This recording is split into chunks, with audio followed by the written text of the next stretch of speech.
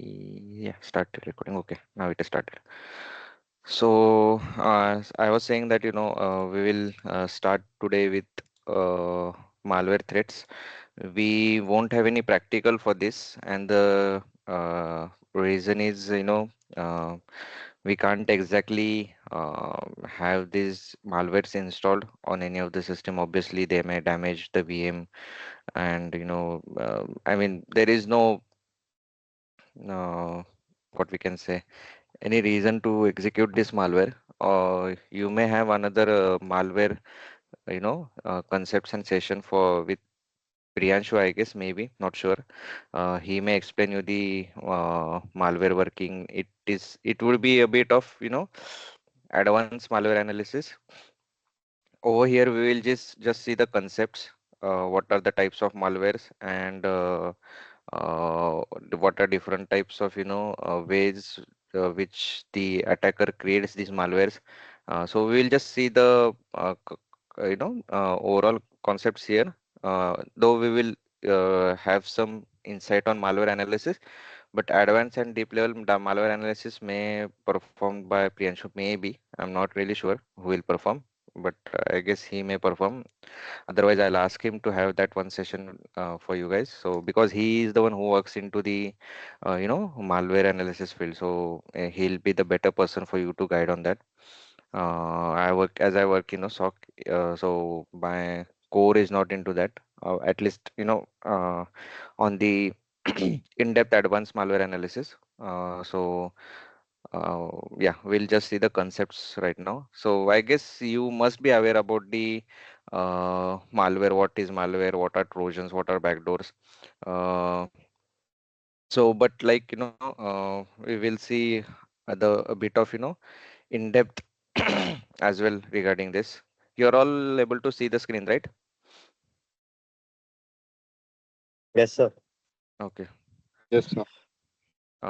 So basically, what is malware is? Malware is a malicious software that damages or disables your computer system and gives limited or full control to the system to the malware creator for the purpose of theft and fraud.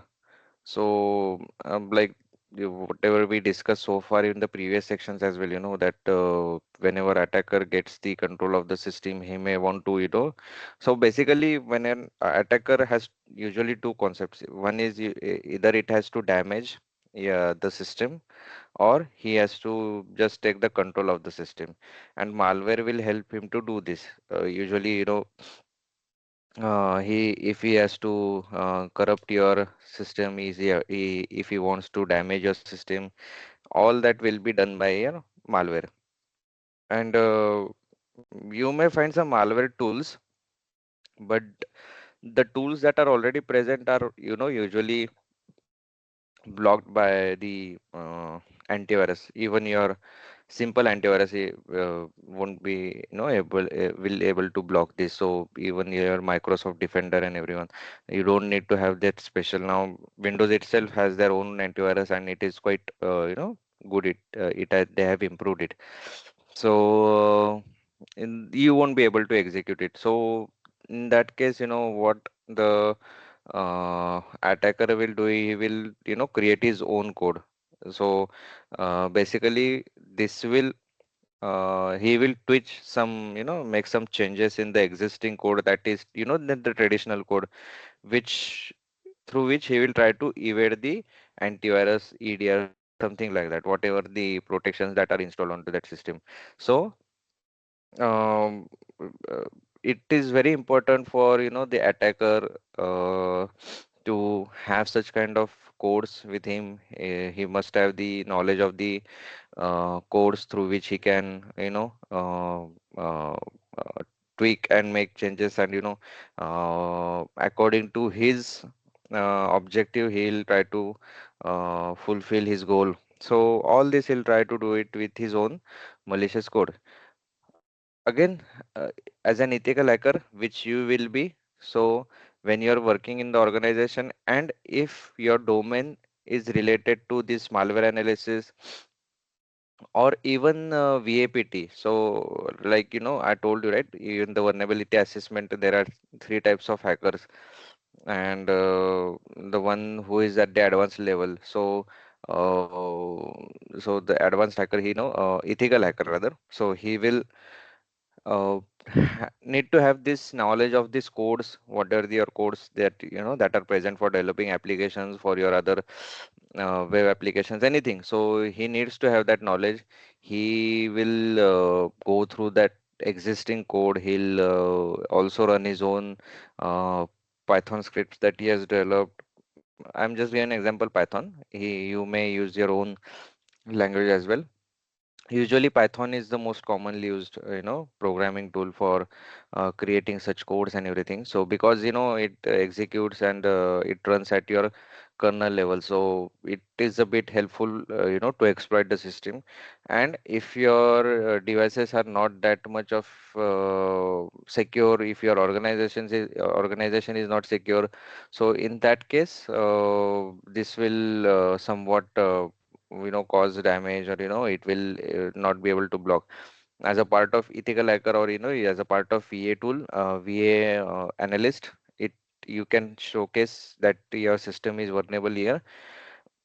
So you need to work on it. Easiest way to work on it, usually has where your EDR is present, because EDR is a tool, which is a bit advanced. We'll learn about that as well. So sometimes now EDR comes into play. Your AV signature should be updated. Your SIM tool, which are you will get to know these concepts in detail. I'm just giving an overview. So the same tools you should provide the alerts. So such kind of protection should be there in your organization. So yeah, it is important for the if you are working as a malware, again, malware analysis. A lot of times your malware is submitted to you, or suspicious file is submitted to you. You'll have to do the in-depth analysis of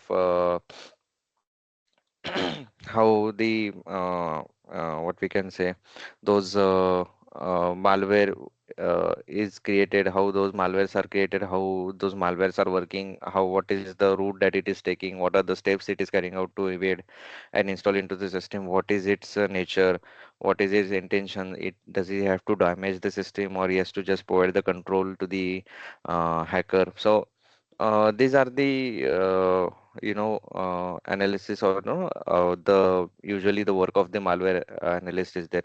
So whenever you see some articles that are published, regarding details of any malware, so those concepts are usually published based on the malware analysis that is done by their internal team. So yeah, this is what your goal should be, to how we can perform this malware analysis and everything. So here are some examples of malware, which is Trojan, backdoor, rootkits, ransomware, adware, viruses, swarms, spyware, botnets, and cryptors. Spyware we already saw. We'll go one by one. So this is a quite big PDF. So we will try to cover as much as possible, but not everything, because then it will also be somewhat repetition. So yeah, again, malware is something that damages, or gives full access. So these are the some viruses that I mean malware types that are there. They may delete files, slow down your computer. These things you already are aware of, right? Like deletion of files, your computer slow down. So we are aware about this. Your many times we do complain that our computers are slow down, our laptops are slow down. So many times the suggestion is just do the what we can say, reinstallation of your OS. So the reason that comes is because you somewhere you have given access to the attacker, or you have provided some way, some or the other way you have installed your and so any malware onto your system. So that is somewhat the reason. Some advanced level viruses do steal your information. They'll send spam or commit any fraud. So, someone will take access, make use of your system as botnets. So all these things will be the objective of the malware installation. And malware can perform various malicious activity ranging from simple email advertising to complex identity theft and password stealing. So when I say botnet, so this is what the use may be, where he'll try to make you as your system as botnet, and he'll try to do lot of things. He'll publish some advertisements, his own advertisement as well, or he'll try to perform DDoS from your system, or make use of his system as identity theft. In the sense, what he'll do is he'll portray your system like his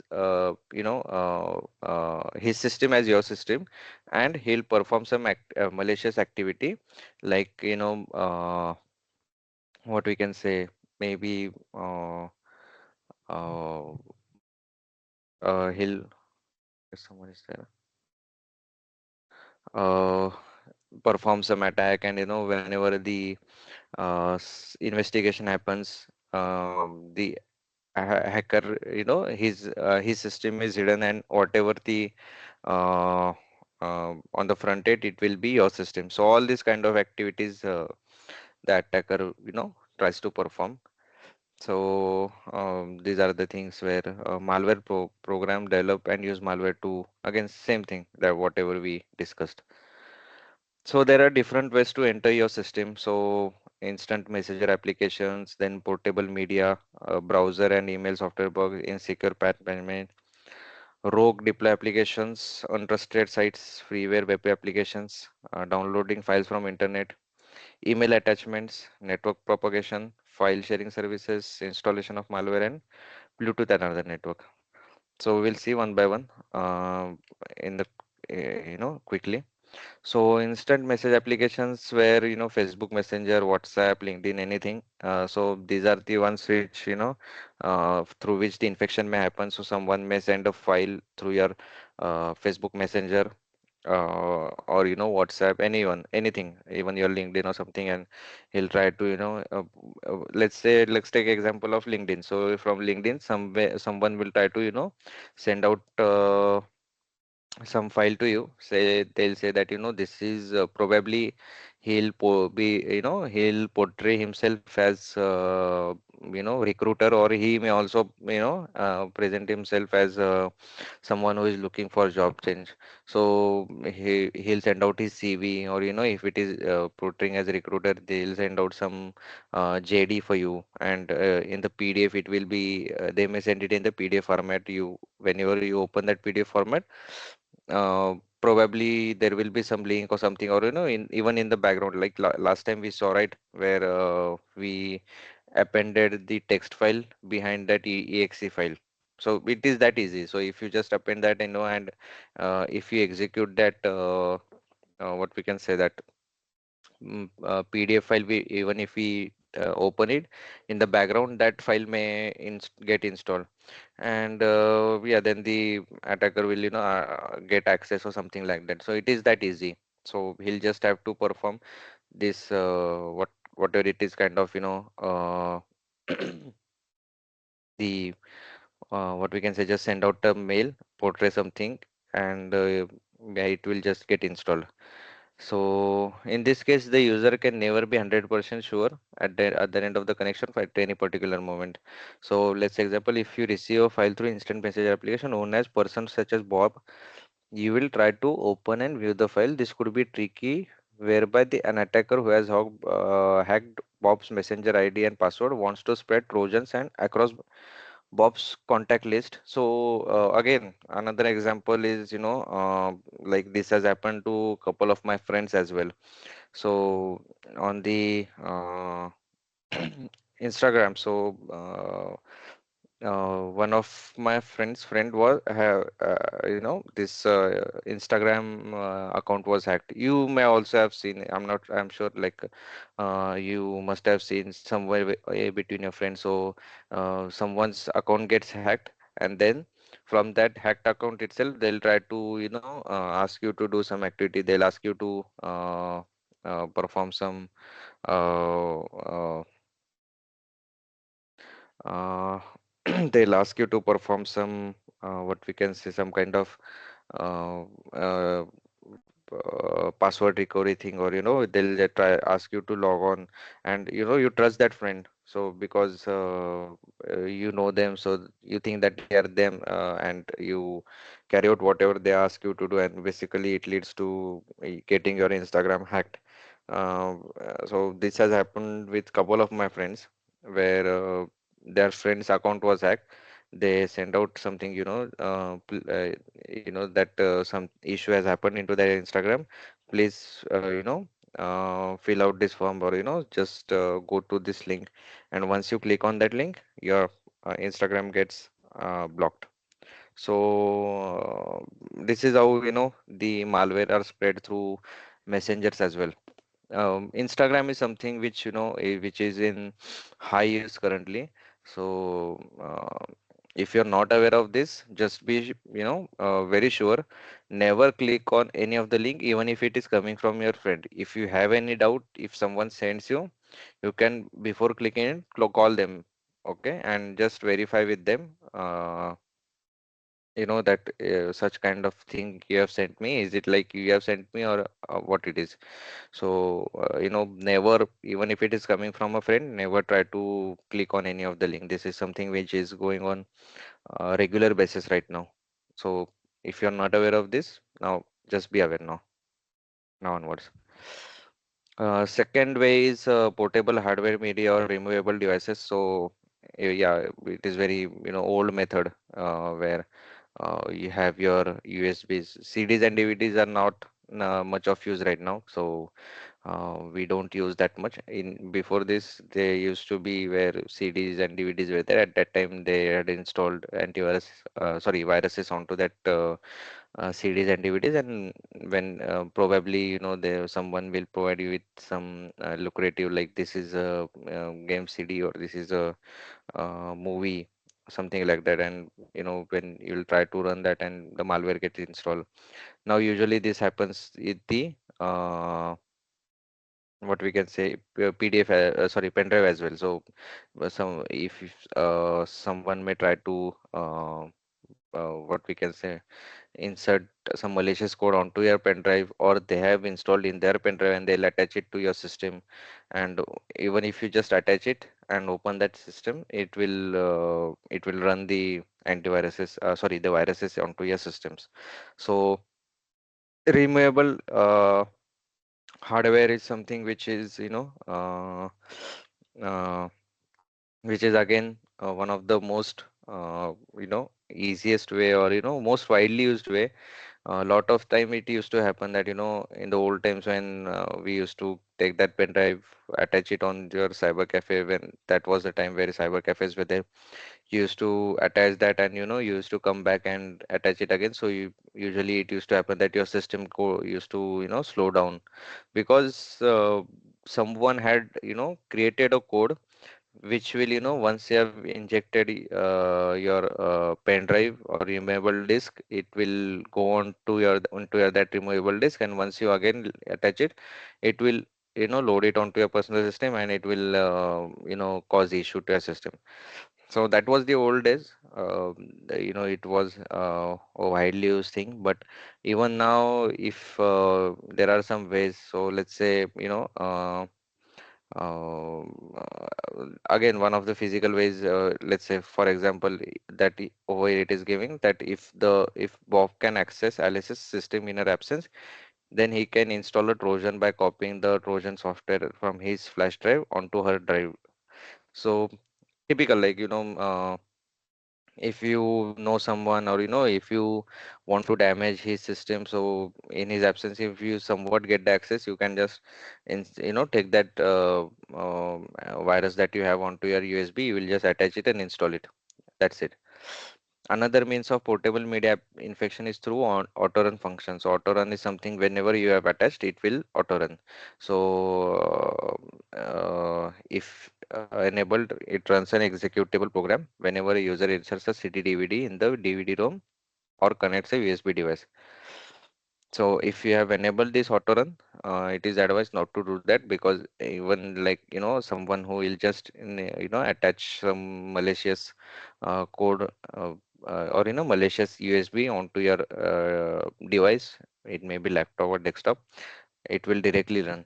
The attacker won't even have to run that file. It will directly run the file that is present onto your USB. Yeah, this is how it works.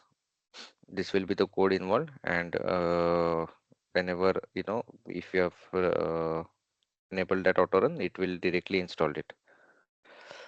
Uh, this is the mitigation step. So to mitigate such infection, turn off your auto start functionality. Which these are the steps where you will have to enter into this service, go into this particular service, and whenever under configuration, you will have to disable the autoplay. This is very simple. You will understand it just by looking at it. It is that option is already there. Okay. Browser and email softwares bugs. So again, some outdated. So many of the times you will get the message that your uh, this thing browser is out of outdated.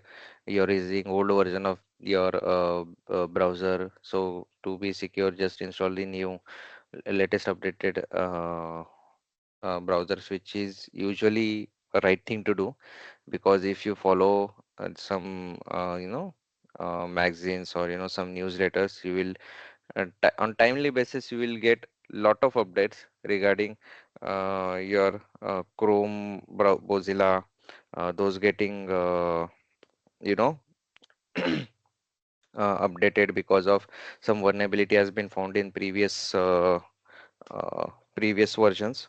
So this is something which happens on regular basis. There would be some of the other vulnerability present in the browsers, one of the version. So that is why it is highly recommended to use updated versions of your browser. And most of the browsers are there would be some of the other vulnerabilities that are present. Of course, um, some browsers may be secure as compared to the other, but none of them are completely secure. So if it is not malicious, sorry, it is not patched, or a latest one is not used, some if you may visit some malicious URL, or so you may visit one of the malicious URL, and that URL particularly is something where user has kept his what we can say, uh, particular code to be executed, which will exploit that vulnerability, and it will cause your system to be hacked. Same scenario occurs while checking your email as well from your Outlook or any other software tool, uh, which has so many bugs or any vulnerabilities. Again, if downloading something, that is present in your attachment, it will probably cause issue. Patch management, we already saw this in the last section, where system hacking, in the system hacking, that if your system is not patched regularly, especially this comes for whenever you're working in the organization, it is very important that your systems get patched regularly. And it has to be done on regular basis, so once in a month or anything, where you patch your systems, so that they remain secure. So even if it is some vulnerability has been found in your earlier versions, Microsoft will immediately release a patch for that. So you will see a lot of times, you get what we can say, some uh, this thing also on your personal systems as well, update lot of times, on frequent basis you will receive some updates. So even your personal system is, it is always recommended, even if they are coming lot of updates, so it is important that you do install that updates. And reason is, uh, the Microsoft team has found out that those websites are vulnerable, and you need they have installed new patches for that. So it is important that you do install or patch those systems. Rogue Digo application is something where uh, they'll what we can say, lure you to download any free application. So you try to check for any of the applications for a free applications. You don't want to pay for any application, so you will just search, and you it may lead to any of the malicious websites. And then when you try to click it and download it, usually uh, uh, it will be something of a malicious, and in the backend you will run something malicious code. So let's say, taking example, if a victim downloads free programs and labels them as trusted, protection software such as antivirus. Yeah, so usually whenever you download this, you will receive a pop-up that you are downloading it from third party application, or you'll also receive something on the pop-up. So Defender will it will pop up that something malicious is running. So in that, if you add it as allow this program to run, it will just bypass it, because you yourself has enabled.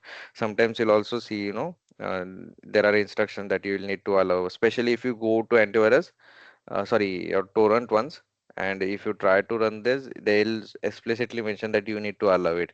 Why? Because actually it is a malicious code, and they have just uh, installed that, what we can say, you just have installed that malicious code onto your system. So you think that you're downloading a legit one, but in the backend there is a malicious code tool is there, or malicious what we can say, program is there that it attached to it. So taking example, so consider an application where an attacker creates a fake website, say Audio Galaxy, for downloading MP3s. He or she should generate such site using a 15 GB space for the MP3s and installing any other programs needed to create illusion of that website.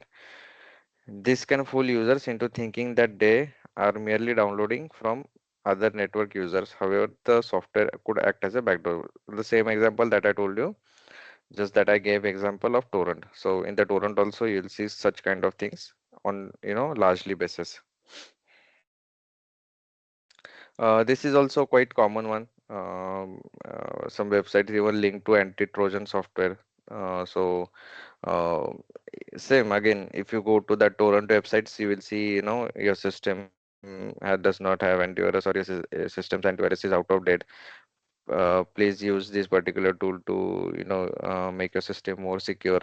So they'll this is usually something that is present in most of the websites. Torrent is one of the common example. So you just uh, uh, whenever you click on it, it directly downloads it, and usually that is something of a malicious code. Mm. Yeah, again it is the same thing. This is somewhat related to this same thing that we saw, that untrusted websites and free web applications. So yeah, whenever you use it, such sites which are untrusted, or not authorized sites, and you try to download something from it, chances are that you are downloading something of a malicious code. Again, downloading files from the internet, anything that you download from the internet thinking that it is legitimate, but actually it is not. So just make sure that before downloading, you verify the applications are downloaded from trusted parties. So that is why people are paying money to make their system secure, because usually anything that is available for free is uh, is something where you're such kind of malicious thing will be attached to it. Email attachments is one of the again common method. This is not only used into your personal one, but also while used in the organization. So, whenever I was working in email threat analysis, so over there, we have seen lot of cases where your zip file. Usually, that is the reason that a zip file is usually not allowed to execute or not allowed to send, and this is the reason that uh, it contains the what we can say, it will usually contain some malicious code, so that is why zip files are banned. And second thing, like most of the antivirus that are, sorry, the viruses that are spread are through email attachments. It may be ransomware. Even ransomware was spread through email as well. So it is very common method where they'll say send something which will contain any malware, and they'll trick the user to uh, download that particular file or something like that. So they may send a document which will be which will be help, let's say, you it may, you may find it important for you, and when you click on it, it usually leads to blocking or uh, uh, causing it issue on the malicious or onto your system because some malicious code is executed. So this document may be any brochure, it may be any audio video file, any lottery offer, job offer. We'll have this session on the email attachment. So over there I'll show you the example. You'll see it. Network propagation, yeah. Again, this is something which is related to your networking part, which we'll see in the sniffing section. But yeah, this will something like spoofing. It will spoof its system to be part of the network, and once it enters the network, it will uh, perform that malicious execution of code. File sharing again, once if you are into the network, so I told you, right, we saw ports like 21, 23, 169, which is your SMB port. Those are not secure, and because of that, if someone who is into your network, he may try to and if he has access, he'll directly just what we can say, get access to your system and just place that or even execute that malicious code directly onto your file, onto your system. So to ensure that your sharing property is disabled, you'll have to disable the file sharing option. Usually it is not recommended to do that. So you'll have to go to your network settings and change the advanced sharing setting and turn it off. This is the same thing. Installation by other malware. So piece of malware that command and control. Yeah. So if someone who has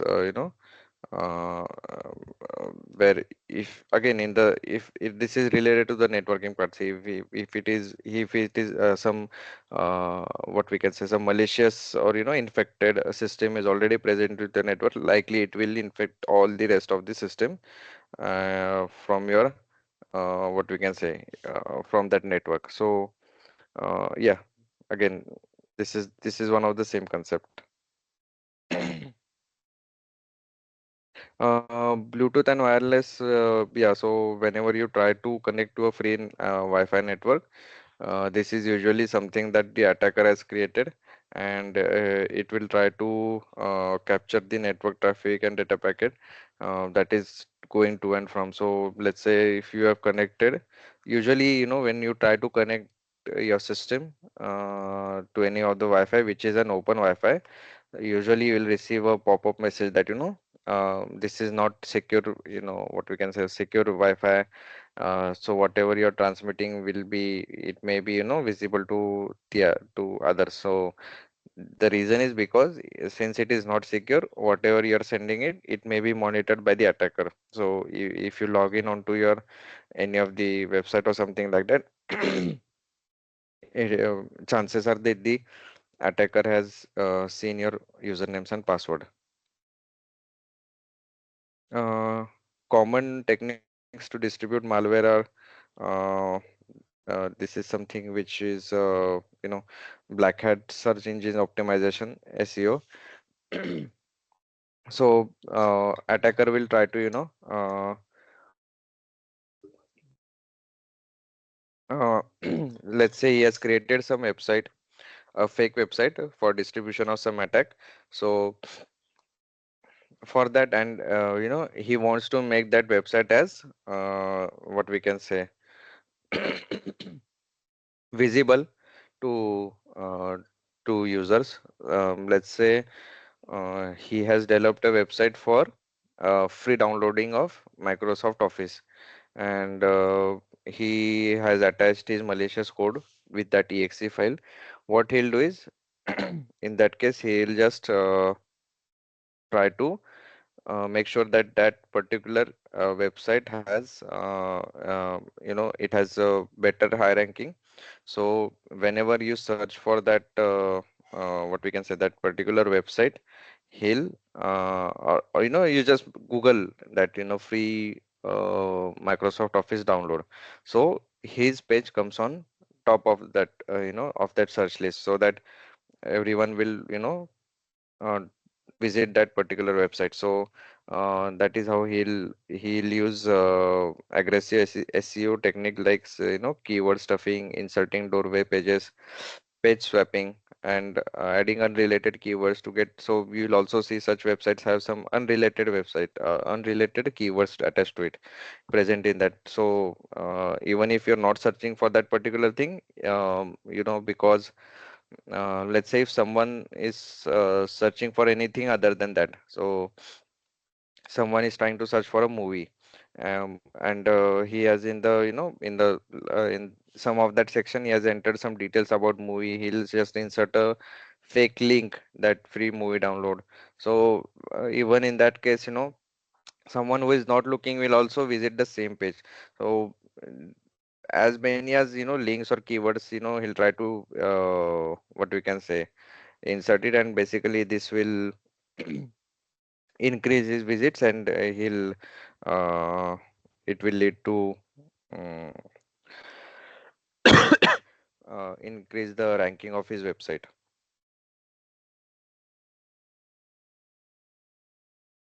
Then comes your social engineering, clickjacking again, the same thing that again, taking example of your torrent. uh, if you go to torrent website, you will see a lot of clickjacking happening. So let's see as an example itself. uh, I'm sure most of you might have encountered it, but just since we are on the topic and we have seen this lot of times, I'll show you with an example itself.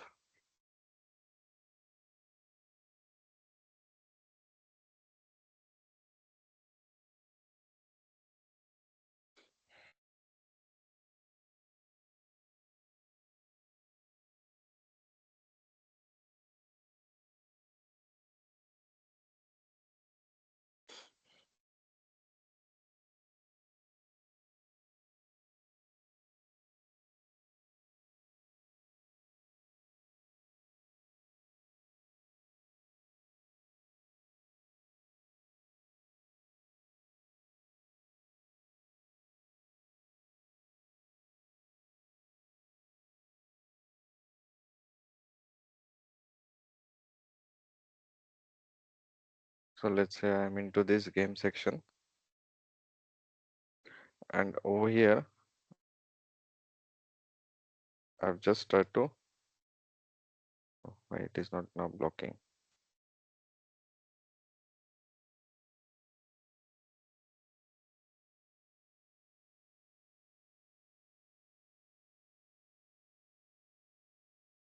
See, I tried to click the files, and it has taken to some different website.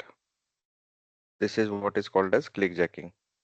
That website must have gone down, so that is why it is not actually redirecting to malicious one. But see again, it has gone to some different website, Bob Games. So this is what clickjacking is basically. So whenever you visit such sites, usually it is quite a chance that you're entering into some malicious website. So in the background it will run. Now currently this is redirected to some legit maybe, or this may be where the legit websites, or they also try to try to lure you into in redirecting to their malicious or their legit page, so that you go to and visit their page. But usually this kind of things are done as a part of by the see, this was something which was where a malicious file was hosted, and now they have blocked it. It was some, I wonder, I don't know, you can see download is also there, and then there is some hash of that file. So this is how the clickjacking basically works. So you'll have to be very careful whenever you're, uh, going on to such websites, and you're not, uh, uh, you're not enabled your anti clickjacking. So if you remember that day when we did that VA scanning from Kali machine to my host machine over there, it was mentioned that clickjacking is not installed or enabled. So if you are not done that, you'll have to be very careful when you are visiting such third-party websites which are, malicious.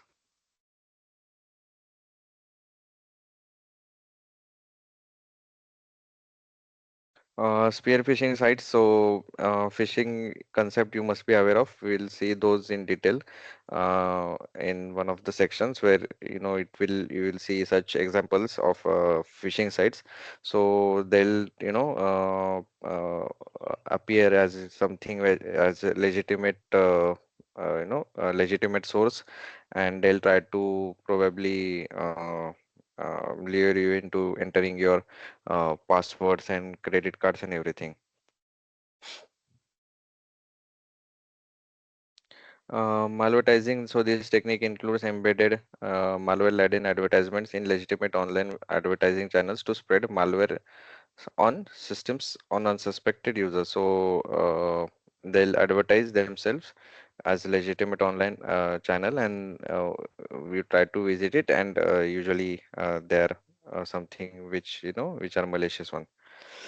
It also happens, compromise legitimate websites. So it has happened a lot of time that usually, but there are some legitimate websites, but some or the other way they have been compromised, and when you download some exe file from that, even though it is a legitimate file, you are downloading something as a malicious file.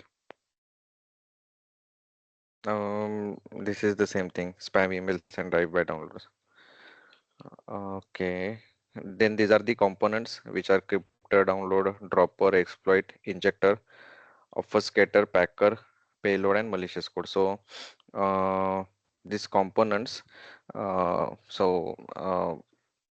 these are helpful for your interview questions probably, where they'll ask you what is dropper, what is exploit, what is payload. So it is important that you understand these concepts. This is a pretty much on the part of as a what we can say interview question part. So yeah, we already know what is the concept of malware. So the components include cryptor. So it is software program that conceals existence of malware. Basically something which will avoid the detection from antivirus. So it will somewhere or the other, it will try to hide behind the code, and it will try to probably make changes in the code, which because of which it will avoid the you know detection by your antivirus. Downloaded is a type of Trojan that downloads other malware, malicious code and files from internet to device. Usually, attacker install a downloader when they so. Again, downloader is something that will download the virus. They'll just, get access. Attacker usually get, whenever they get access to the system, what they'll do is that they'll install a downloader. So whenever this, downloader runs, it will download some or the other thing, which is malicious from internet to your PC. Dropper is, you can consider it as a carrier. So what we can say is, let's say if attacker embedded notorious malware files inside droppers and that perform the installation task covertly. So first attacker will need to install the malware program or code onto the system to execute the dropper. The dropper can transport malware code and execute malware on the target system without being detected by antivirus. So basically it is carrier. It is responsible for basically executing that malware code. Okay. So yeah, exploit is something which is taking advantage of the vulnerability that is present onto your device, or on your system. So we already saw this, concept of in the introduction part of concept of exploit and vulnerability. So vulnerability is something that is present onto your system, and exploit is something that you will take advantage of that particular vulnerability present onto your device. Injector is a program that installs, or injects that exploit or malicious code onto your vulnerable running programs. So, let's say if you're using a, outdated or unpatched Chrome, and that is vulnerable, and so your injector will basically inject that exploit onto that vulnerable running program, and it will use as a method of as a method of hiding it himself behind that particular uh, browser or particular program. So basically, let's say if that vulnerability of let's say Chrome is providing backdoor uh, to the attacker, then basically it will inject that, make use of that Chrome, and inject its malicious code onto the system. Obfuscator is another, an important, one of the important questions that are asked. So, it is a program that conceals malicious code of a malware via various techniques, thus making it difficult for the security mechanism to detect or remove it. Somewhat same, hiding behind what we can say, a legit file, and uh, or if any other concepts like tweaking your program, like I explained to you previously. So something which will make sure that your uh, security mechanisms don't remove or delete your code.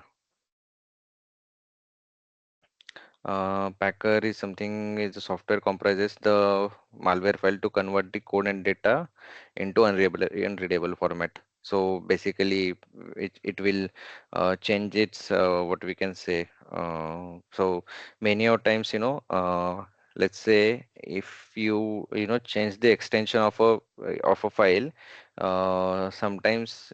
So let's say if that file is exe file that you want to execute, and you change it to .txt. So this is one of the method to convert, when you change the extension, it basically changes the malware and comes into unreadable code or unreadable format. So it is one of the method to evade the detection. Payload is a part of malware that performs desired activity when activated. It may be used for deleting or modifying files, degrading the system performance, opening ports, inject system to compromise system security. So yeah, it is basically a payload means what we can say, part of malware which performs the actual activity, or the actual objective of that virus.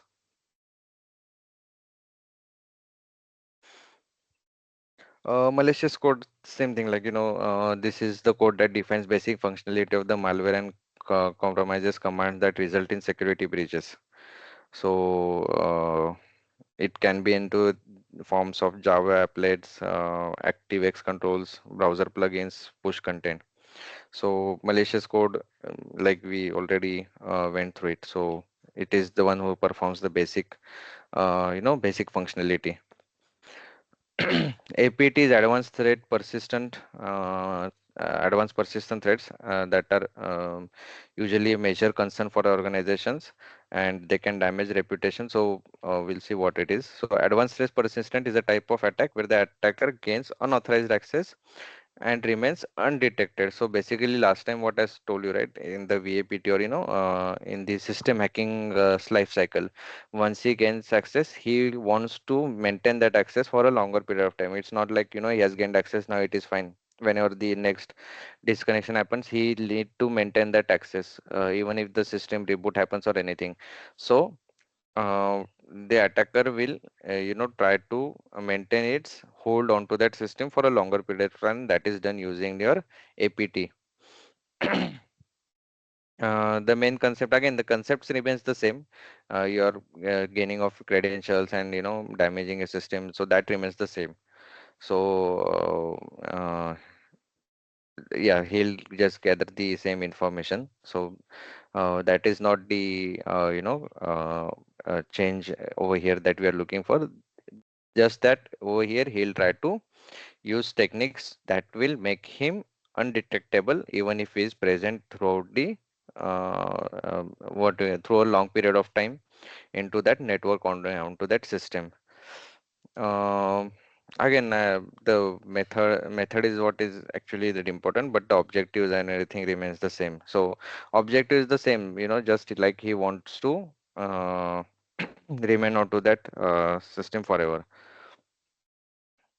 We'll check the characteristics and everything. So objective and everything remains the same. Uh, Usually, one or the other method, like if it is advanced level, he'll just try to, look for some more information or, illegal earnings.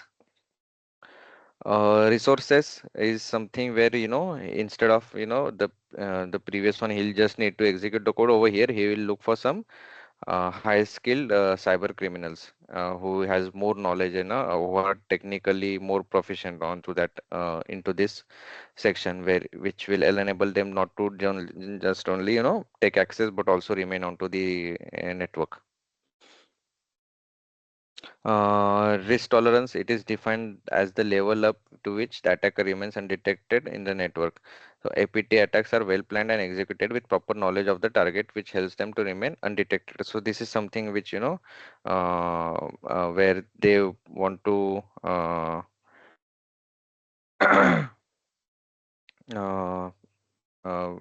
what we can say. They need to have good knowledge of the target so that so that it will help them to create such kind of payload or such kind of attack where they'll have this what we can say uh, they remain undetected for a longer period. Then skills and methods are the same thing. Like they have need to have information and they'll need to have the techniques and techniques which will be of high level. Uh, Action is also the same. He'll try to extract as much as data possible. Whatever the main.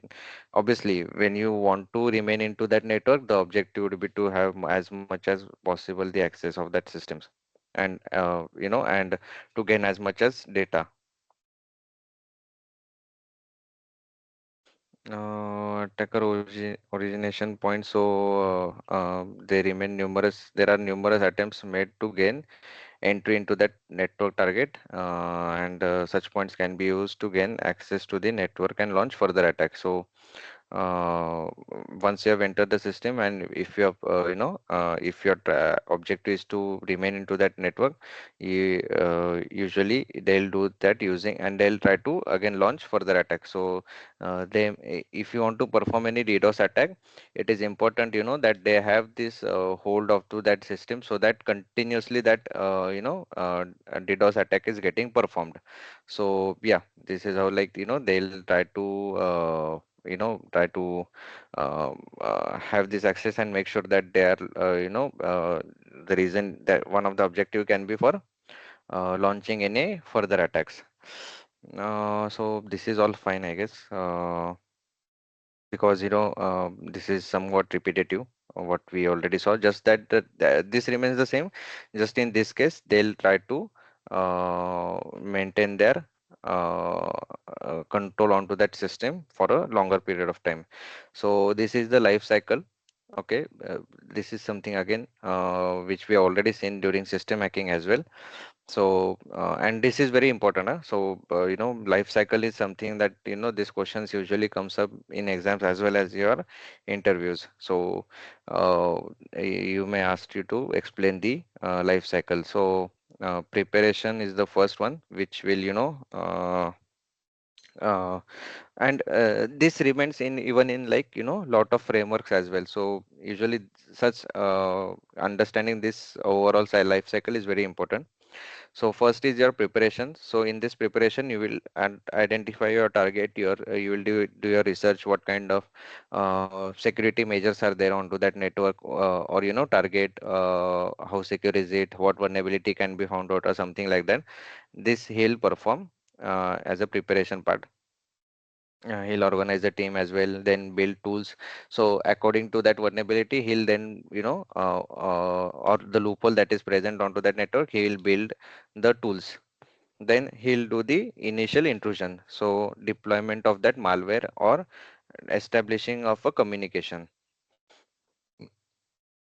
Third is expansion. In this, he'll expand his access and obtain credentials. So he may try to, spread its what we can say, expand access, or spread the what we can say is virus from not just what we can say. Uh, So he'll not limit only to one system, but he'll increase that expansion to other systems as well, such kind of things. Then persistence is something, where he will maintain his access. Search and exploitation of data. By that it means is basically stealing of data. And the last one is cleanup. So cleanup is where it will cover its track to remain undetected. So whatever the log files are there, or if any programs that he has run or something like that, he'll try to clean it up, and he'll try to get out of the system and remain undetected.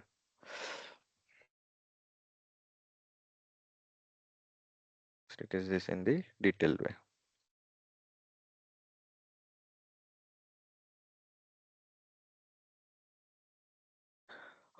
Trojan. So Trojan is a program in which malicious or harmful code is contained inside apparently harmless programming or data in such a way that the code get control and cause damage. So it will ruin your file allocation table onto your hard disk.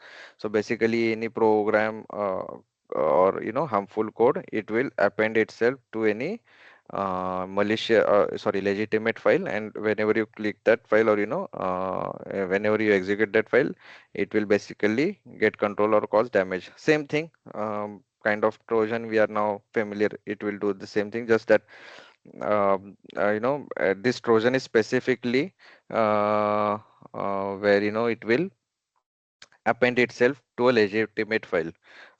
So this comes from a Greek mythology, where the Greeks were, when they provided something, they gifted as wooden horse, and in that the soldiers were riding into that, and basically and then that is how they attacked. So this is they're using this same concept over here, where basically the malicious code will be hidden behind a legit file, and when you open that file, it will at the back end perform its malicious intentional code, whatever it is, uh,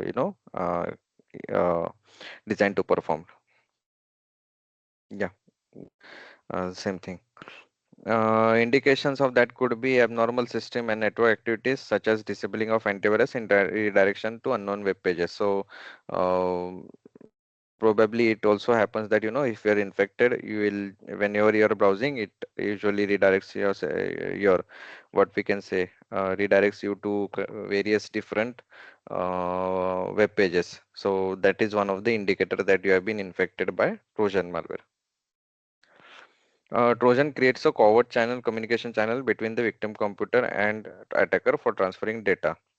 So, covert communication channel in the sense it means that a secure communication channel, and it will your system and the attacker, they'll have some kind of a communication channel which will enable them to transfer their data. These are again the indications. So your CD or DVD drawer opens and closes automatically. Your system blinks or flips up. So because this is something which he has designed the code for, and he'll probably do the different types of issues. He'll try to uh, you know do such kind of things. And second thing, the default wallpaper changes, or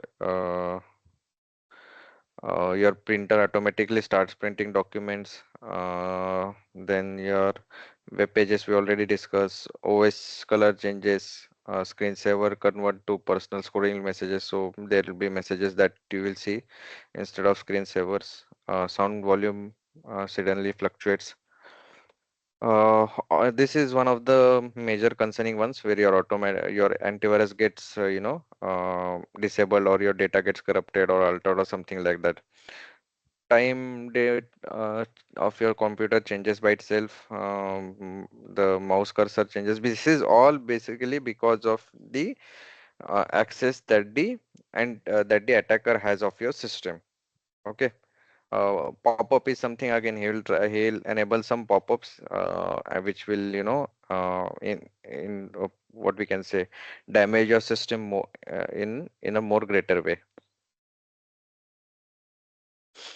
Yeah, again, all these things are something where which at ti- which is done because your system is been controlled by the attacker. So this is how probably he can if someone who is infected by a Trojan, so attacker will basically he'll send out the what we can say, uh, uh, he'll try to lure, and which it will help him to send the credential information or something like that. So this is how the attacker is controlling the victims.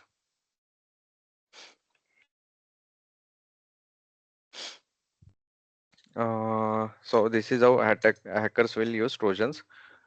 Mm. So we saw one of the way that they'll try to gain the information of credit cards and login attempts and everything. Others, it will try to delete or replace critical operating system files. It will generate fake traffic and create DDoS attacks. This one I already told you. Uh, Record screenshots and audio video of victims' PC. Uh, Basically act as spyware. We use victim's PC for spamming and blasting email messages. So he'll try to send spam messages and email messages from that particular victim's PC. Downloading spyware, adware, and malicious file, same thing. Like he'll download spyware, and he'll try to monitor and take recordings of your screenshots, audios, and he'll try to capture images from this. what we can say, webcam and everything. So uh, one of the major uses of the Trojan would be this one. Then disabling of firewalls and antivirus, creating backdoors to gain remote access. So uh, this will, create backdoors in the sense. So it will, where the what we can say, the attacker will try to, have a what we can say, persistent control over the system. So this is, where, it will try to, let's say if he has taken access to this system, he'll try to create a backdoor which will provide him entry to that system at any time. It will also, make sure that, he'll also try to use it as proxy server for relaying attack, which means is basically, it will hide its identity behind that victim system. Same thing, botnet for DDoS attack, steal personal information, encrypt the data, and lock in for accessing, lock out victim from accessing. So it can also try to encrypt the data, and it will, lock out the victim from accessing his machine. Okay. These are the common ports which are used by Trojan, and which are, malicious ones. Usually, that is the reason that, whenever in an organization, if some application is using any of the ports, it is important to make sure that, those ports are not vulnerable ones. And before, going ahead with the approval and everything, as an security person, you should be aware that these are the ports, and you should be, what we can say, make sure that, these ports are not open.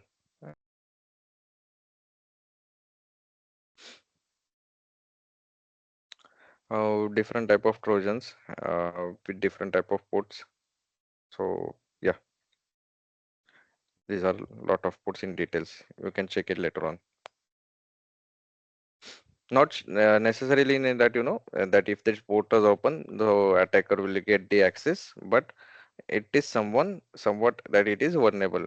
Not necessarily that, once you have, opened this port, now your system, or, or your organization will be, it is, what we can say, it is vulnerable to this attack now, because only one criteria is not enough. There are different types of criterias for, entering into that organization. So only a port that is open is not enough.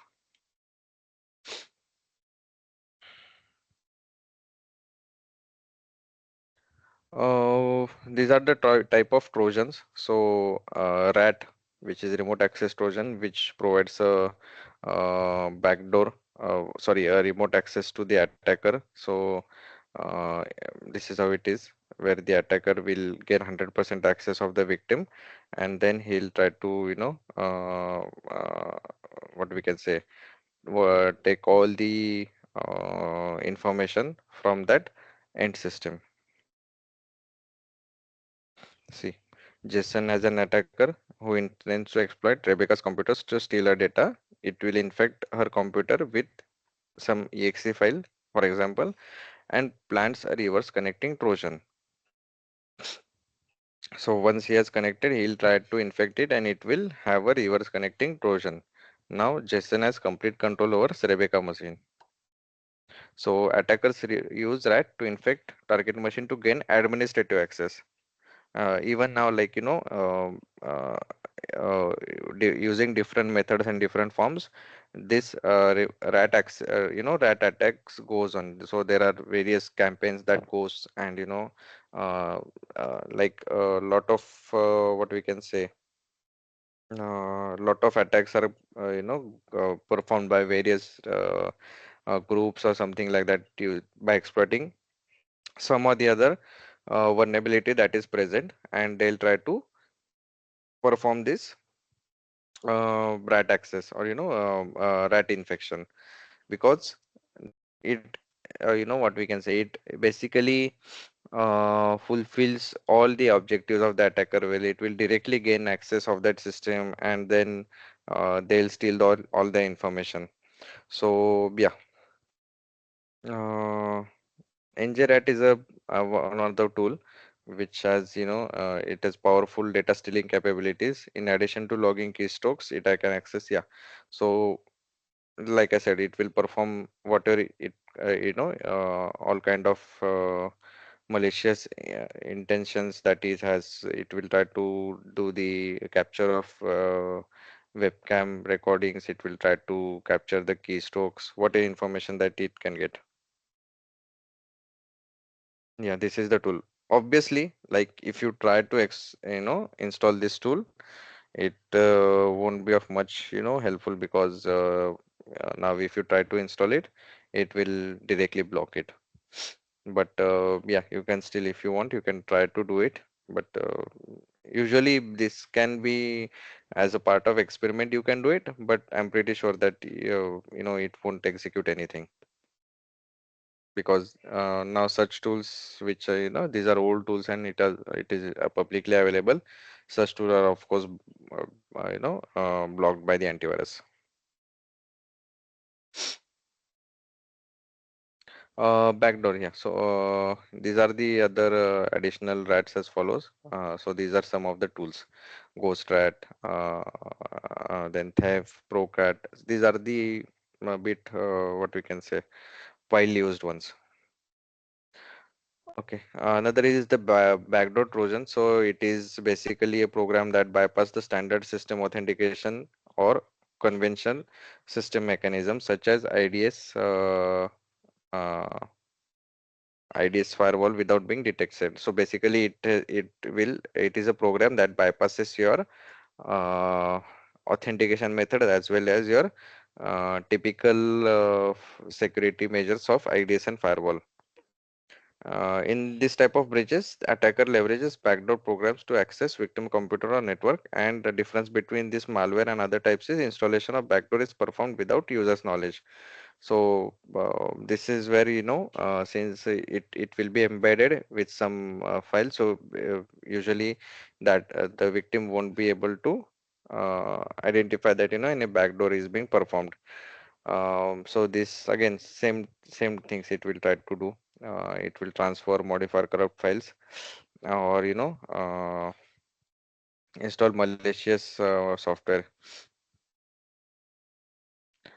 Yeah, it is eventually the same thing. Again, poison ivy. It is one of the methods, or one of the tools. So it basically gives complete control of the infected system. And but again, even if you try to do this, this won't work now, because your antivirus will obviously catch it. So any tools that you're looking right now to run or something like that, be sure that this won't run those, because these are the old tools. If you want to have what we can say, if you uh, expect your antivirus or your Trojan files to run, you will have to create your own tools. Okay. Botnet Trojan. You know, like I said, whenever you want to perform a big DDoS attack, this we'll see in the denial of service sections as well. We have another session for that DDoS. So in that you will see that whenever you are going to perform this kind of what we can say. Um, what we can say a big DDoS attack. You might have a DDoS, so that is denial of service, where you bring down the service of the target that you're looking for. So if you're trying to send large packets, only sending a large traffic from one system won't work. It won't work for your favor. You will need to involve lot of systems, and this is how attacker will create an army of botnets. So what it will do, it will try to infect as much as systems as possible, and unknowingly, let's say if your system is infected and it is used as botnet, you won't be even be aware, but it will send a large traffic packet to your from your system to that target. So it will So let's say if we want to perform, a DDoS attack where it will send large packet of TCP packets. So your system will be sending lot of a large, traffic packets or something like that from your system without you knowing as well. Uh, Neckers is a botnet, so it distributes this. Again, as I said, uh, don't go for any of the ready-made tool. They won't be of any use. It will be immediately caught.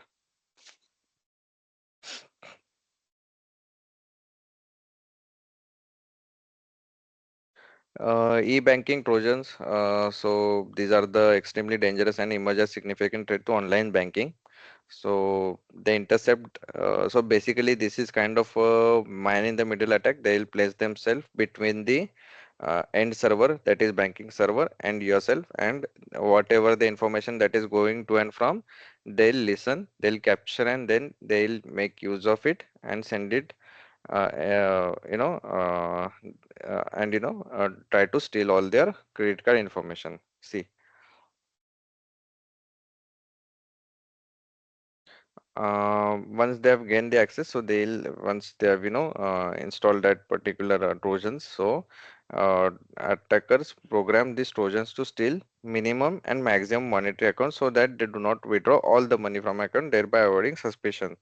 So this may also try to create screenshot of your bank account statement so that victim thinks that there is no variation in their bank account. So basically, this is something where your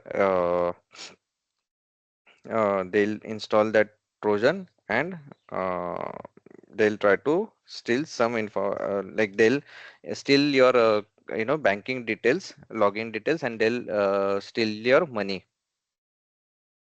See, this is how it works. So let's say it uploads a malicious advertisement, and this attacker has the command and control server to it.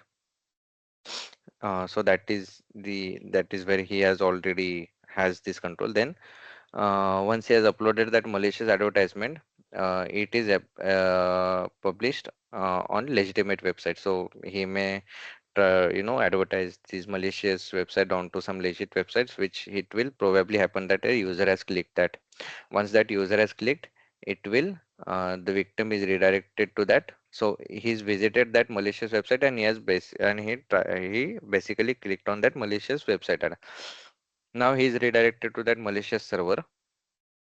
Now malicious server will make sure that uh, you, what we can say that that code is executed onto his system. So let's say the one that we visited, the torrent website, right? So even though that is not a legitimate one, but it is not concerned with any of the pop-ups that were happening. And by that pop-up, if I click on one of that popped up URL and it downloads something or directly onto my machine, so basically then I'll be infected, and uh, now your Trojan report as a new bot. Okay. So basically Trojan is installed and it acts as a bot. Bot in the sense it has the command and control. This command, the server is sitting with this command and control server, and now he instructs the Trojan to track victims access to bank account. So whenever the user from this website visits any of the banking system or banking server, he'll he'll track that, and whenever it does, it will report those activities to the attacker who is sitting with this server.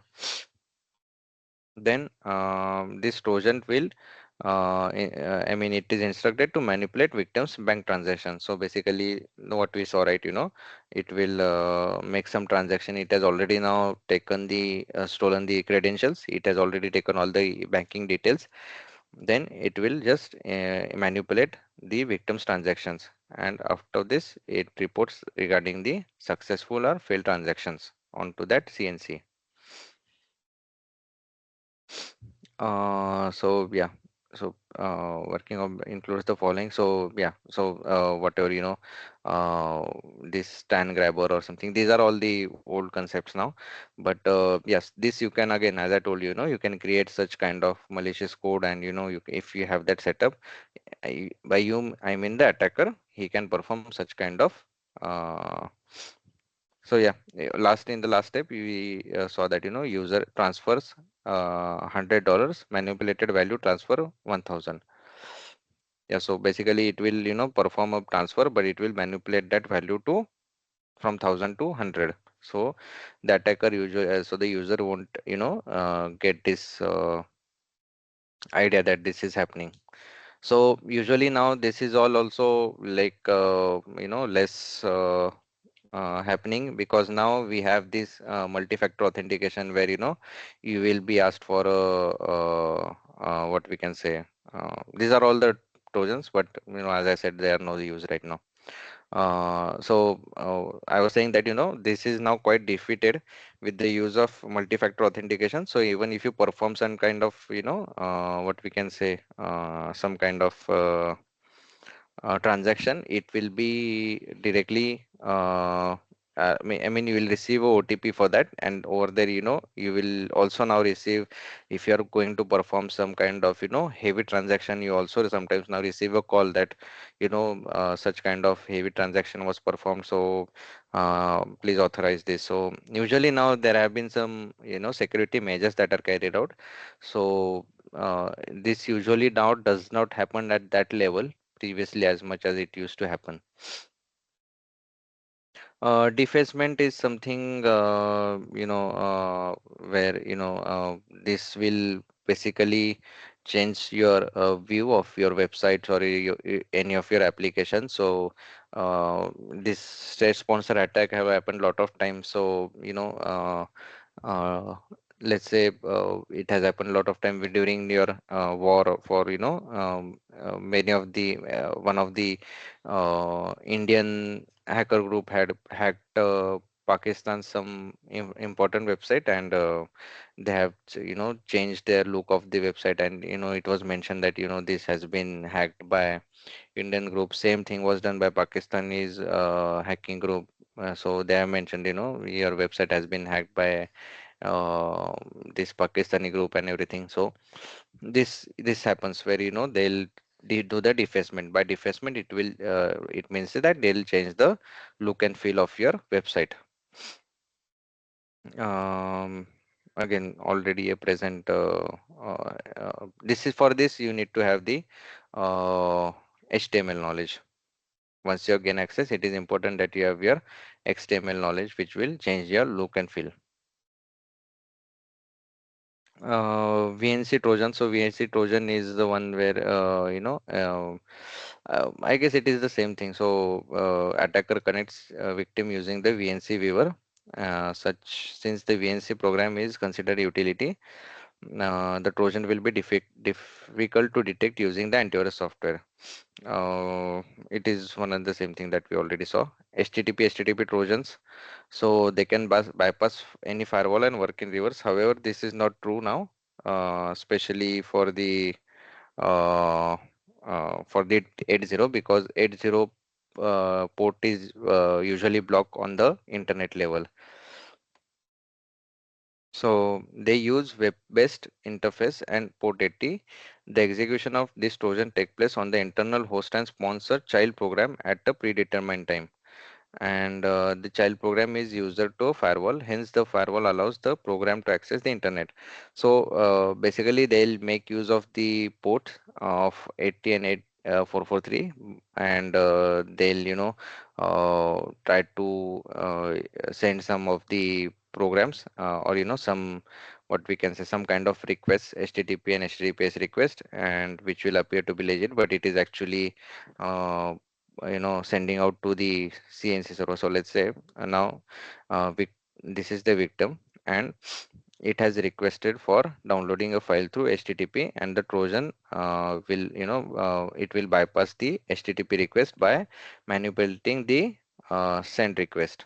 Okay, so basically it will change the request from the actual user to his to his Trojan server. But again, as I said, this is also not used right now because port 80 is, not allowed over the internet. If it is allowed, then your what we can say, your organization is insecure. Okay. Uh, HTTP RAT, again, port 80. Port 80, you can just ignore it. There is no way now port 80 is used. If you are asked in any of the interview that, what if your port 80 is open, you can tell them that, since port 80 is a vulnerable and, it is not encrypted one. It is highly possible that, your organization will get compromised, and it will provide access to your organization. So it is highly recommended that, usually port 80 is completely blocked.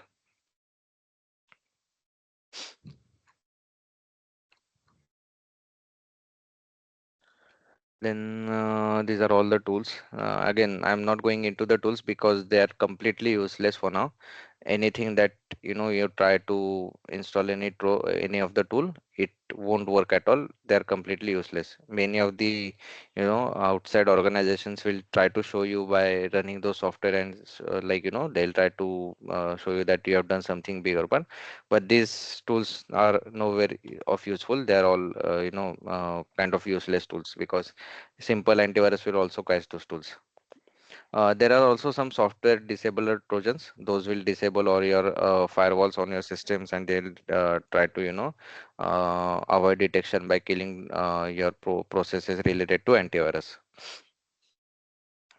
Destructive trojans. So these are the ones where, they'll delete files on your antiviruses, and it will then probably, uh, hamper all the working and, working of your antivirus, and sorry, your system, and it will completely destroy your what we can say, your system. So that is the objective. If objective of the attacker is to destroy your system, it will construct a destructive trojan. So this will simply do is, create a batch file such as delete, tree, and format. So this usually compiled as ini, exe, dll, or .com files. So whenever these are run, it will directly uh, destroy your server. DDoS, I already told you what DDoS will do. Command shell will basically, provide command to your, so CMD, it will provide access to the CMD of your victim machine. So this is how usually a Trojan system works. So how will you create your Trojan? So basically you need to create a Trojan packet, and that Trojan packet is, it will be packed with your legitimate file. So the second step is basically a dropper, employer dropper downloaded to install malicious. So any of the website, it will place its dropper. Once its dropper gets executed onto that system, it will be binded with your legitimate file. So let's say your calculator.exe is containing uh, this wrapper. Now, uh, employer employ cryptor to encrypt the trojan. So this will evade this cryptor, will hide itself from the detection tools, and then it will be sent to various methods over the internet. So it may be through email, it may be through internet, or it may be USB or any other medium, and then it will be deployed onto the victim's machine. The methods are the same. Lure into clicking some malicious website and downloading the files. So we won't, go into that again. So yeah, again, just will check this how this works. It has created a Trojan packet with a dropper and downloader, and that Trojan packet have a wrapper which will be binded with a legitimate file, and then the attacker will have to make sure it has been used with the cryptor, that is it should avoid the antivirus and firewalls, and it will be then sent out using some email or USB, and then it will be deployed onto the victim's machine. uh, so these are, again, they have provided some tools for creating a Trojan, but again, like I said, these are all the predefined tools or anything. Those won't work anytime.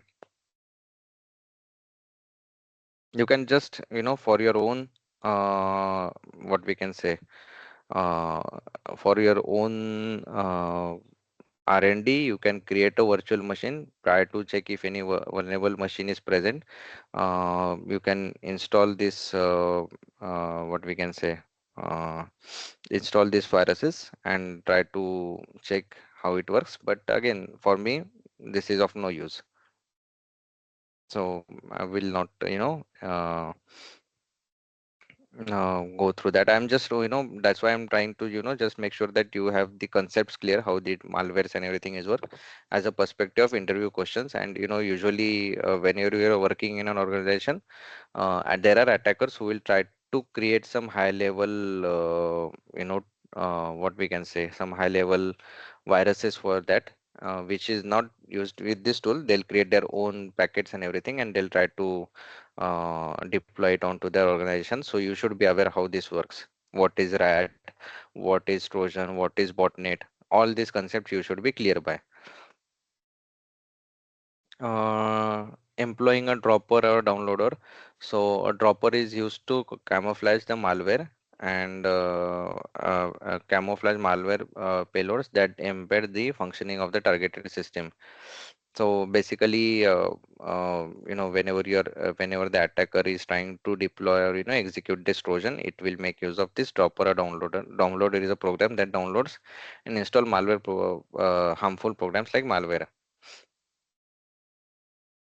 So dropper consists of one or two types of malware, and that makes an undetectable.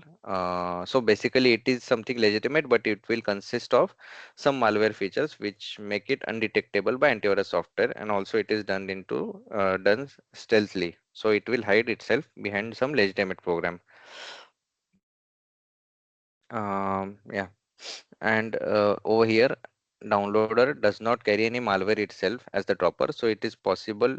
There is a possibility for a new unknown downloader to bypass through anti-malware scanware.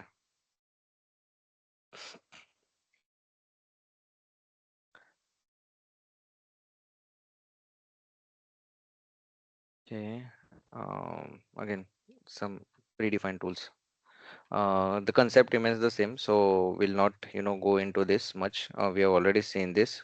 We have already understood the concept of cryptor as well. If you try to run this bit cryptor, it won't work. It won't even allow it to install. It is basically using some of the icon, and using that icon, it will try to hide itself. Emails is something I already told you. So the attacker will, it will send a link to the victim containing a Trojan server. The victim will, if clicked, it will connect to the Trojan server that is placed with the attacker, and then a Trojan is sent to the victim. Once the victims installs this Trojan, it will then it will redirect to this deploy Trojan through their email. So if, let's say, the major attack path over here is the attacker clicking on any of the malicious URL that is present over the internet, and second thing, opening of any malicious email attachment. So he has not only clicked any link, but it has also opened the link that is present in the mail. So basically the victim is, he's uh, he's at fault over here, because he's not only clicking a malicious URL that is present over the internet, but also clicking or downloading the file in the email as well.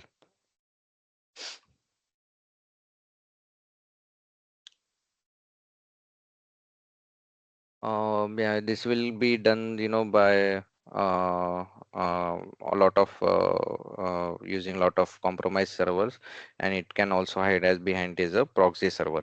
So let's say if this is an attacker and he has compromised this many proxy server, it will act as, uh, what we can say, a hideout for the attacker, where it will directly perform the attack on the target machine.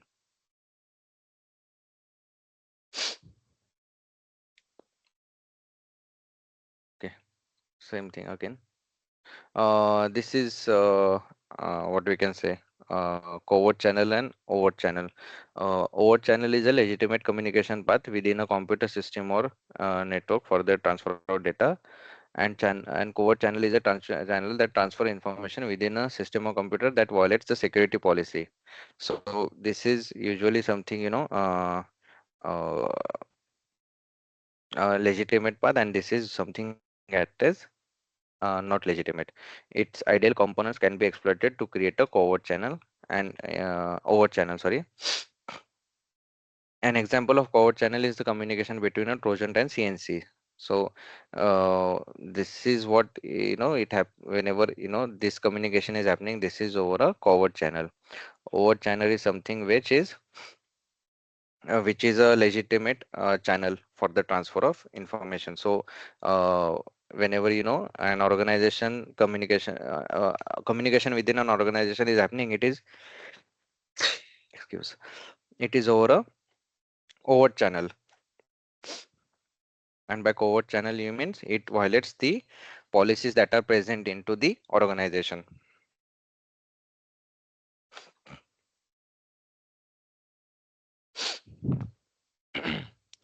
Attacker's objective is usually to make the uh, what we can say, make sure that the communication that he wants to perform is through this covert channel, so that it gets undetected.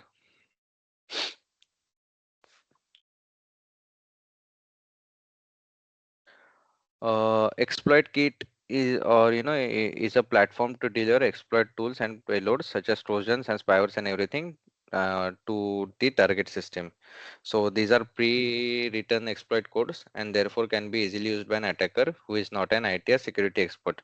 So let's say victim visits a legitimate website. Again, this website is hosted on a compromised web server. So this legitimate website, it is appeared to as a legitimate website, but legitimate is actually hosted on a compromised server, and whenever the victim visits it, uh, it is redirected to immediate what are various of the infected immediately servers, and then it through that page, through this website, it lands its exploit kit. So that is already this web what we can say, exploit kit is already present, usually used by script kiddies, and it is used to deliver the payloads. Again, not a very useful thing, because this is something already present. However, this exploit is, if anyone who is using one of these CVE, so whenever I told you, right, the CV are published whenever an exploit has been found. So these are all 2000 before 2018. So if anyone is using or not patched this CVE, so let's say if you were scanning any network and you found some of the servers which are vulnerable to this CVE, then at that time you can probably make use of this exploit kit.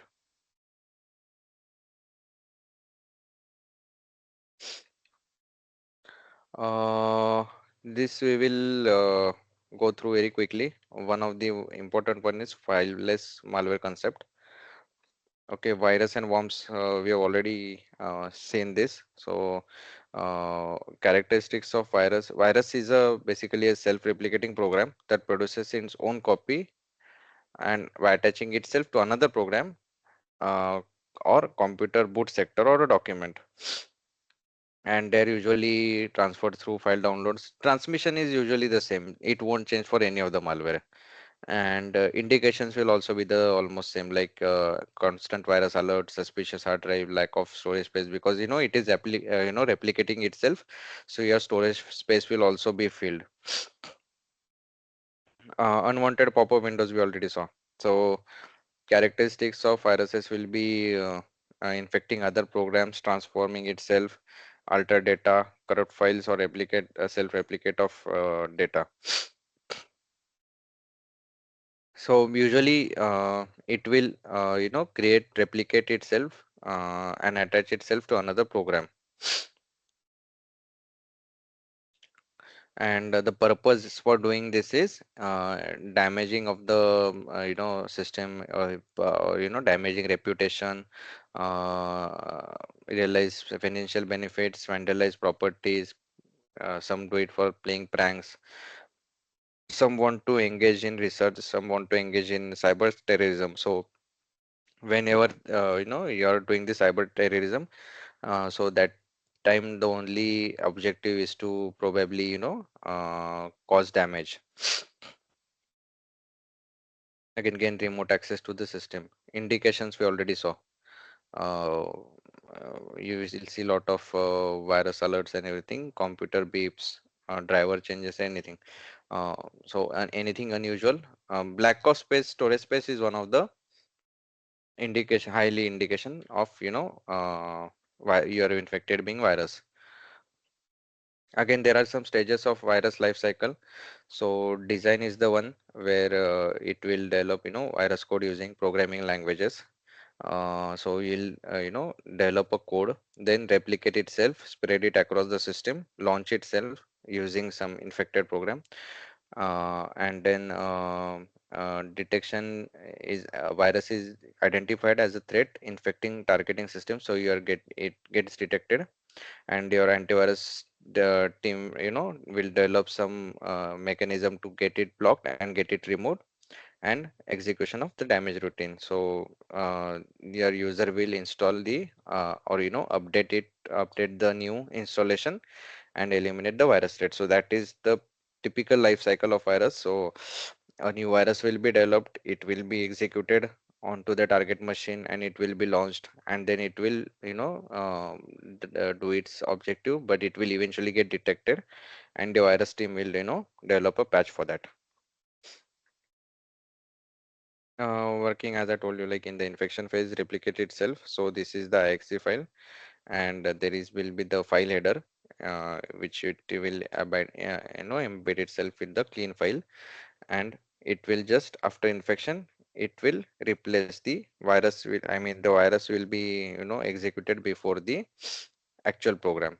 So basically, this is the file changing that happens. So it will change the file fragmentation, and it will change the file header and everything for this.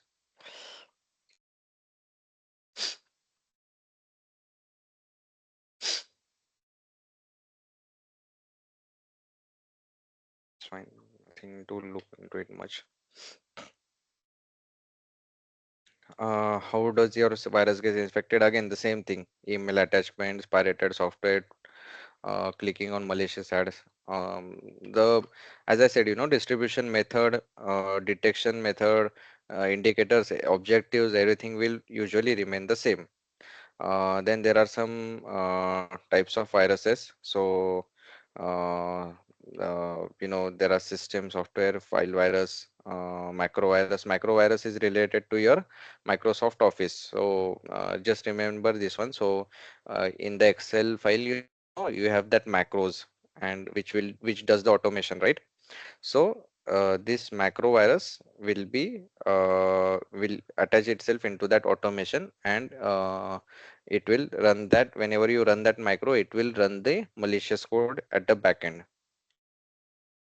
So you know it is very important to have these macro viruses getting detected, and usually it is asked in your this thing as well, into your interviews as well. Uh, System or boot sector virus are usually include the MBR records and DOS boot record, and they're executed in the areas which will, which are vulnerable for this, what we can say, which will, help them to damage the cause, encrypt this MBR and your boot level files. File viruses, we already know, they're embedded with this exe, bat, xls, doc, and they'll embed itself with these file types and execute it. Multi-party viruses are the ones who will, combine the approaches of file infectors and boot records. So the ones that we saw previously, and it will combine the multi-party and it will perform simultaneously attack both the boot sector and executable or program file.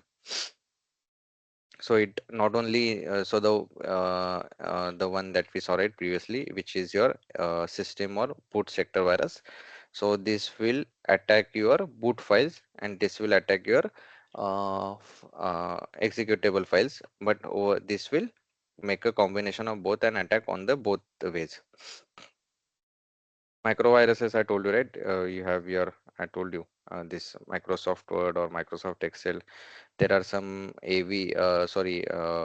automations present on the file, and usually the attacker will, make use of these microviruses and uh, enable its, payload through that automation. Cluster virus is same as though they are uh, system one. So yeah, stealth virus, tunneling virus itself is, something which it will hide from antivirus. So again, same thing where it will change its extension, change its program file, and it will tweak something which will, make it undetectable by the antivirus.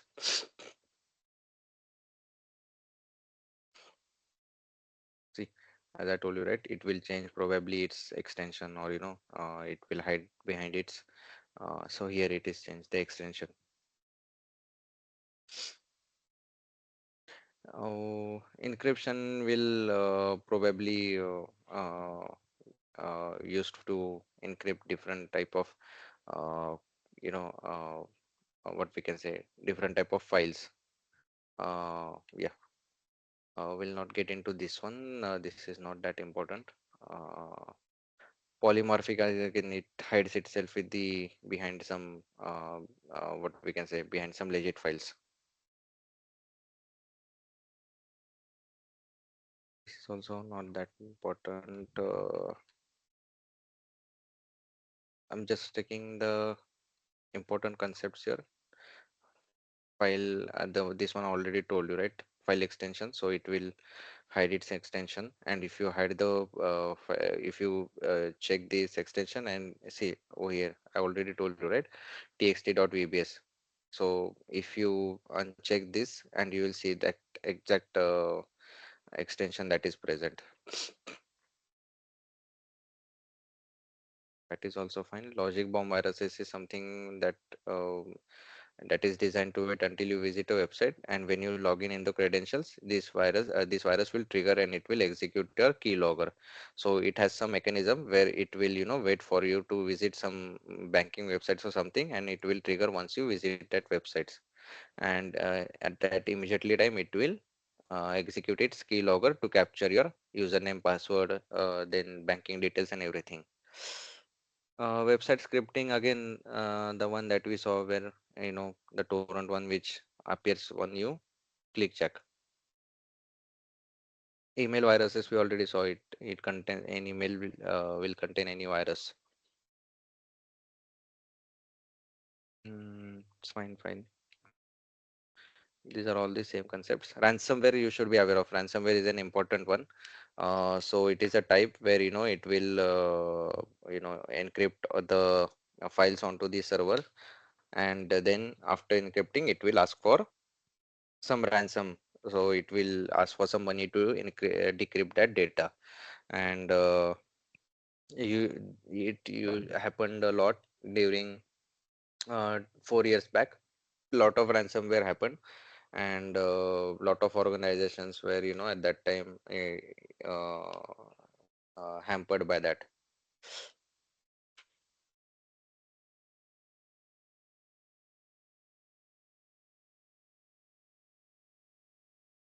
As I told you, it will encrypt and it will ask for some money to decrypt it. But usually, it is not necessary that your demands will get, once you have, you know, uh, provided the ransom, it will, uh, what we can say, it will decrypt I mean, whatever what we can say, they will decrypt your system. Worm, again, you must be aware, right? Worm is something which will replicate itself, and it will basically use up your disk space. It is usually done to make sure that your services get disrupted. They worm usually won't do any backdoor or something. It may do, but usually their main focus is to disrupt the service and spread it across the network. See, does not worm does not typically modify programs. It only exploits CPU and memory. That's it. That is the objective of the worm. I guess main concept should be done. Uh, we'll just check. Yeah, fileless. Sorry. So this is usually used lot of times in the interviews right now. So it is something that does not make use of the file. So it infects legitimate software application and other protocols existing in the system to perform various malicious activities. It leverages any existing vulnerabilities to infect the system. So usually it does not use any file. It does not attach itself to any file, but it will just inject a code into any of the legitimate applications, or emails or anything, and it will just run. So this type of malware leverages existing vulnerabilities. Again, if any vulnerability is present in any of your Adobe, if any of the Chrome or something like that, it will just inject it code onto that existing application. It does not have its own mal file itself. So till now, whatever we saw in worms or viruses, in trojans, they create a file and it attach itself to any of the existing application. Fileless won't attach any of the file in itself, so they'll just inject the malicious code onto a vulnerable application. And whenever that so let's say if my PDF is vulnerable, and some attacker will inject its code. Whenever I run a PDF, it will backend in the backend, it will run its malicious code.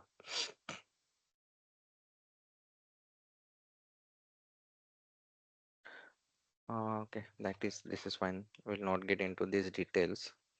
Okay. No file activity perform, as I told you. There won't be any file activity performed. I guess we are pretty much clear with the concept. Malware analysis is something, I guess Priyanshu is one who will take, this is nothing but, this is just typical malware analysis. So, but he can, I guess, explain you in detail. So we won't get into that details. I'll just give you overview. So there are two types of malware analysis. One is static, one is dynamic. So static, also known as code analysis, it involves going through executable binary code without executing it to have better understanding. However, dynamic will involve executing of the code. Okay. So basically, this will in static one, it will perform the binary code analysis. How the code is working, what exactly the code is working, and how what exactly the objective is. Dynamic will be the one where you will perform the execution of that code, and it will see what exactly the interaction between the host and its infection it is performing. And another concept is reverse engineering. So reverse engineering is basically something which which you will do to determine the functionality and overall origin of the malware. Okay, this concept, yeah, it is better that he takes in details. So I guess that's it, guys. So uh, this is all regarding the malware concepts. So since I told you, right, these tools are any which way useless. So having a practical of those won't be of any use. So that is why today we didn't have any practicals. But for the other classes, we will surely have practicals. So any questions from your end?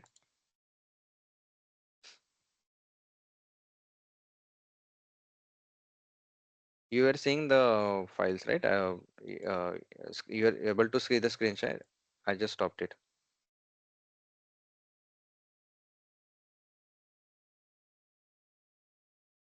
Hello.